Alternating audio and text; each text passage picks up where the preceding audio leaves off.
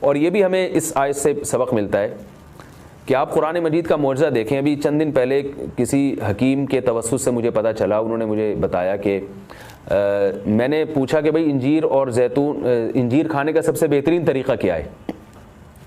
تو ان حکیم صاحب نے بتایا کہ آپ انجیر کو زیتون میں ڈبو کے استعمال کریں, یعنی انجیر کے ٹکڑے کریں اور 2-3 چمچے زیتون کپ میں ڈالیں اور اس میں انجیر کے ٹکڑے کر کے ڈبو دیں آپ اس میں, اور رات کو آپ ڈبو دیں اور صبح اس کو استعمال کر لیں, وہ زیتون بھی کھا لیں ساتھ میں. تو اس وقت میرا ذہن اس طرف نہیں گیا. اب آج جب میں یہ اس آیت کا درس دے رہا تھا تو مجھے خیال آیا کہ یہ تو اللہ نے خود قرآن میں دونوں کا ساتھ ذکر کیا ہے. حکیم تو آج کہہ رہے ہیں 1400 سال کے بعد کہ ان دونوں کا ملاپ بہت بہترین ہے صحت کے لیے. تو قرآن میں اللہ نے کیسے دونوں کا ساتھ ساتھ تذکرہ کیا ہے؟ تو یہ عجیب اتفاق ہے, اور بلکہ قرآن کی بلاغت ہے اور قرآن کا ایک قسم کا معجزہ ہے کہ آج بہت ساری چیزیں جن کی تحقیق ہو رہی ہیں وہ قرآن میں اللہ تعالیٰ نے ان کے اشارے پہلے سے دے دیے ہیں. انجیر اگر آپ زیتون میں ڈبو کے استعمال کرتے ہیں تو اس کے کیا فوائد ہیں؟ ایک فائدہ تو یہ ہے کہ انجیر کو چبانا آسان ہو جاتا ہے, ورنہ انجیر بہت سخت چیز ہوتی ہے, اس کا چبانا آپ کے لیے مشکل ہے. جب آپ اس کو زیتون میں ڈبو دیں گے, آپ صبح جب کھائیں گے تو آپ کو پتہ چلے گا کہ وہ نرم ہو گئی ہے, اس کا کھانا آسان ہے. اور دوسرا فائدہ یہ کہ اس سے زیتون کا کھانا بھی آسان ہو جاتا ہے.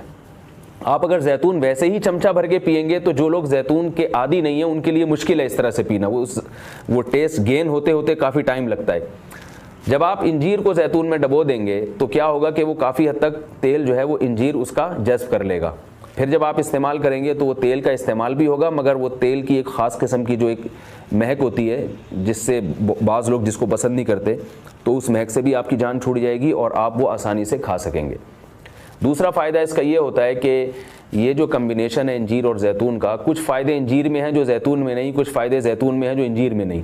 تو یہ کمبینیشن ایسا ہوتا ہے کہ آپ کو ایک صحت کے لیے ایک بہترین ٹونک مل جاتا ہے, کولیسٹرول لیول آپ کا کم ہو جاتا ہے, قبض آپ کا ختم ہو جاتا ہے. یعنی اطباء یہ کہتے ہیں کہ یہ 2 آتشہ بن جاتا ہے, یعنی انجیر کا فائدہ بھی ڈبل ہو جاتا ہے اور زیتون کا فائدہ بھی اس سے ڈبل ہو جاتا ہے. تو جب اللہ نے قرآن مجید میں ایک چیز کا بہت اہتمام سے تذکرہ کیا ہے تو ہمیں اس کو استعمال میں لانا چاہیے. میں نے عربوں کو دیکھا ہے وہ بہت زیادہ انجیر اور زیتون کا استعمال کرتے ہیں, مگر ہمارے ہاں صبح صبح لوگ جیم کا استعمال کر لیں گے, شہد نہیں استعمال کرتے, اور بچوں کو ٹافیاں کھلا دیں گے, انجیر نہیں کھلائیں گے کبھی بھی. میں اپنے والد صاحب کو دیکھتا تھا, وہ ہمیں انجیر لا کے دیا کرتے تھے, ہم کھاتے تھے اس کو شوق سے, والد صاحب خود بھی استعمال کرتے تھے.